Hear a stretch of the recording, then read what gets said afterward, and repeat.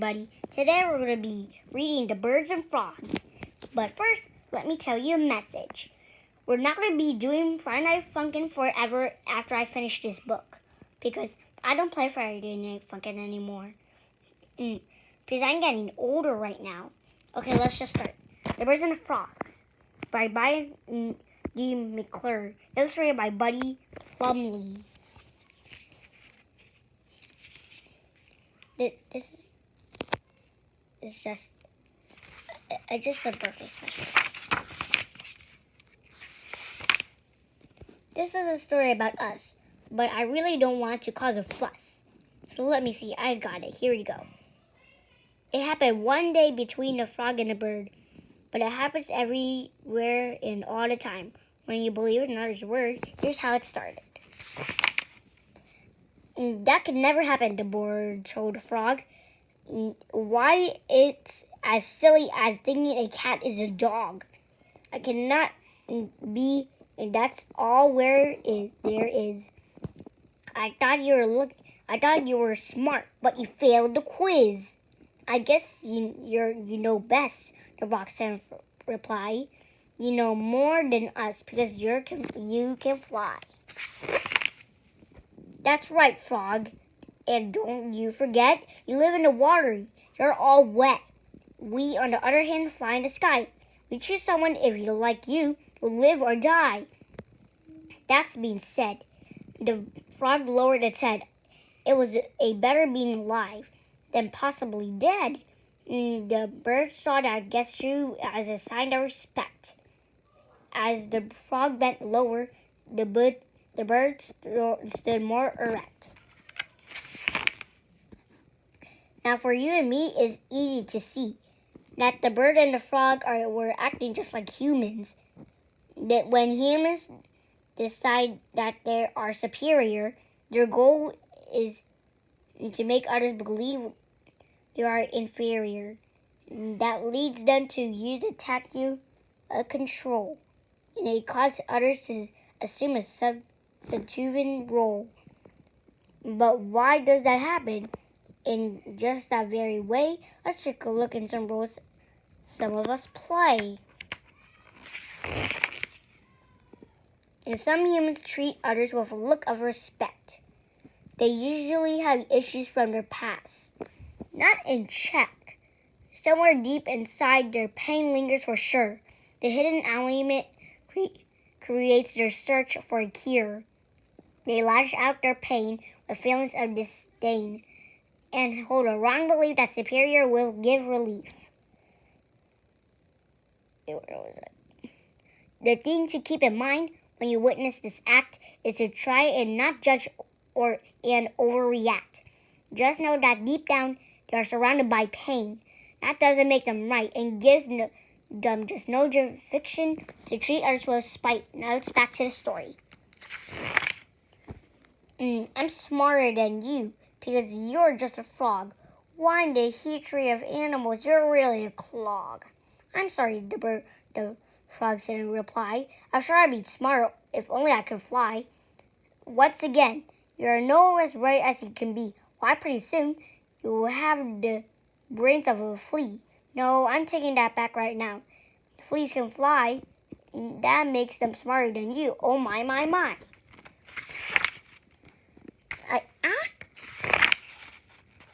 The conversation continued on the very same way. Unfortunately, it was always the same in each new day. After a time, who can say how long, all frogs believed that they didn't belong. First there was one, and a dozen of more, and before you knew it, it became part of their core. Their thoughts of less had reached critical mass, causing all the frogs to believe they were a lesser class.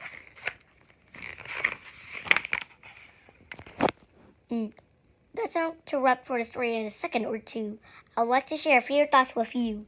In the very same way the frogs believed they were less, it also happens to some humans, I must confess.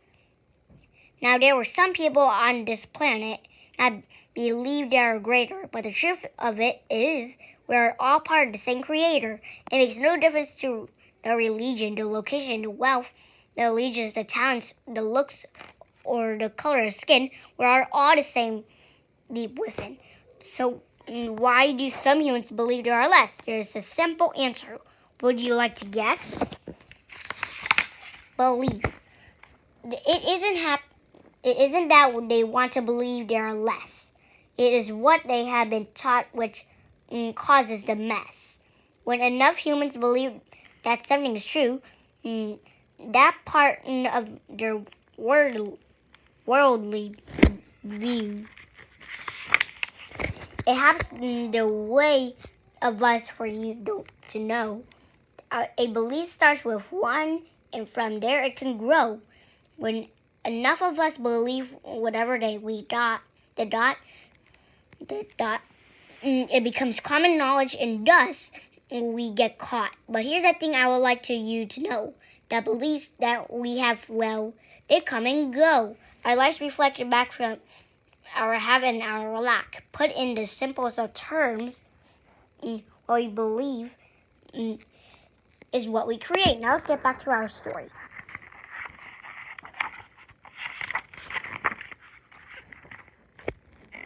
The frogs continued to hop along. As the birds kept chanting this superior song, it happened that way for many years. It caused many bad feelings and streams of tears. Then all of a sudden, right out of the blue, a group of tadpoles didn't believe the frogs' thoughts to be true.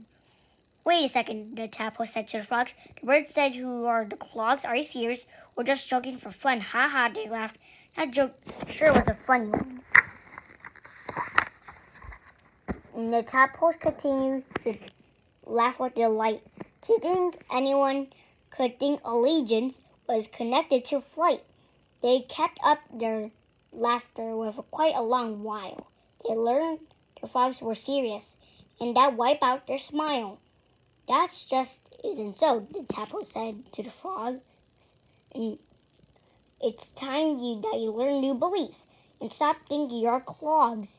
We are the same as all energy that's here on Earth. We came for a specific reason, and that was from birth. All core allegiance is the same for all things. It makes no difference if we walk or have wings. As the tadpoles continued their talk with the group, the frogs spotted some birds that continued to swoop. Fear came upon them as fast as you please, and the next thing you know, they were down on their knees.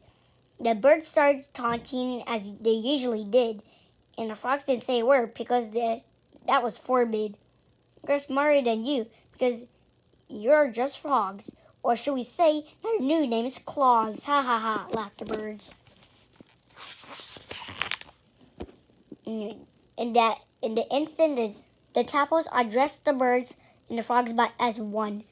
It will be quite some time before the tadpoles were done. By the time they were finished, they had taught the birds and frogs the new truth. It was amazing how the older ones were learning from youth. The message was clear and free of all fear. We may look different in talents to share, said the tadpoles, but that doesn't give us the right to give anyone the slight. In the end, the birds realized that they act unkind. It was not international, but they had been a pattern from their mind. The frogs figured out their false belief, and together they all breathed a sigh of relief. They apologized to each other and promised reform. Soon equality for all would be the new norm. No one lower, no one higher, no one set, only on less of all, common desire, happiness. And now, before you go, there are a few things the birds, the frogs, and I would like you to know. You're a great gift to the world. You're loved every second of the day. You're one everything there is. We are looking forward to seeing you soon. Thank you for reading our story at the beginning. Okay, everybody, that's the end of the story. soon we're going to read another book from Brian D. McClure. Make sure if you have any questions and put it on the comment on YouTube. Bye.